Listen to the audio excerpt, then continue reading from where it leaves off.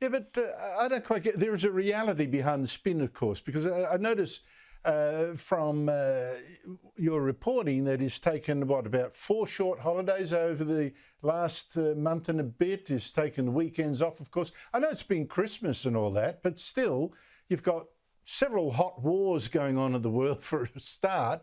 Does this guy look flat out?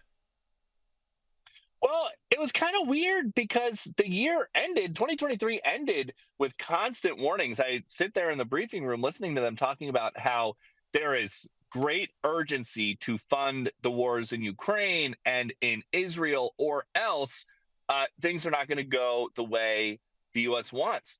But here we are, like almost a month later, 3 weeks into the new year, and there's no movement on any of it. And it's not just because things are all jammed up on Capitol Hill. President Biden hasn't given any meaningful remarks about any of it. They are choosing not to focus on really any of the big, heavy issues.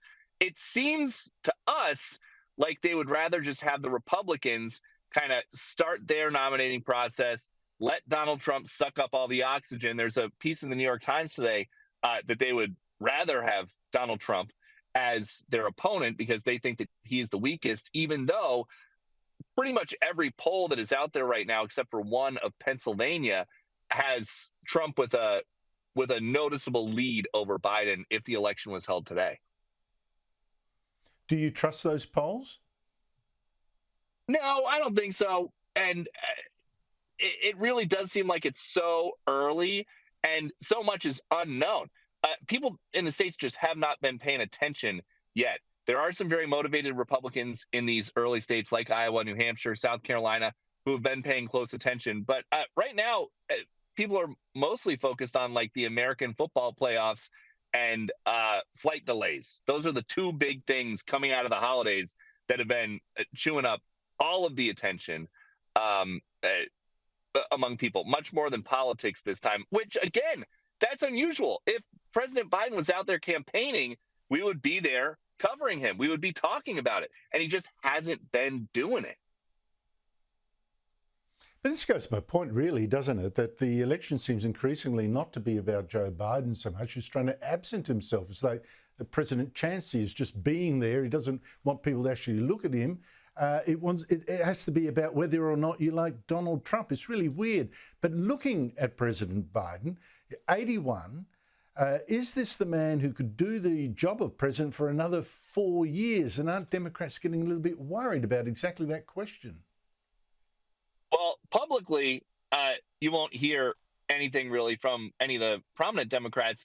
And privately, a lot of them concede that it's too late to really change course. Their only option is if, for some reason, President Biden has a health problem or a moral crisis and decides he is too old and he wants to step aside, they need to do something at the convention. That's not until this summer, though. So they are, and also nobody has really been running an effective shadow campaign to be the person that slides right in if there is an issue at the convention or by the convention. And so he's 81. He's got a lot of problems politically. His age is not one of the problems that he can do anything about. And unfortunately, even though about 3/4 of people polled, anytime that they poll it, think he is too old for a second term, he's not getting any younger, and he won't before the election. What is his big pitch for re-election then? That he is the only one who can preserve American democracy.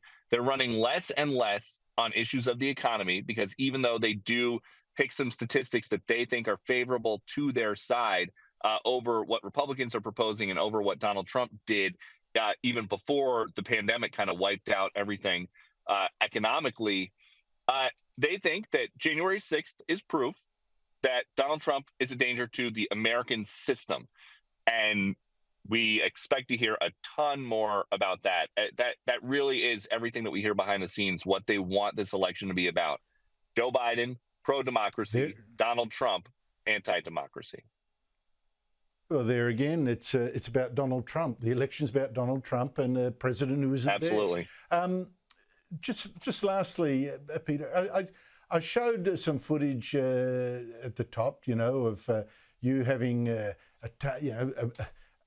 one of your many terrific little stand-ups against the White House press spokesperson, and then President Biden's frank and fearless hot mic assessment of your kind of questioning. I've loved it. I think it's terrific.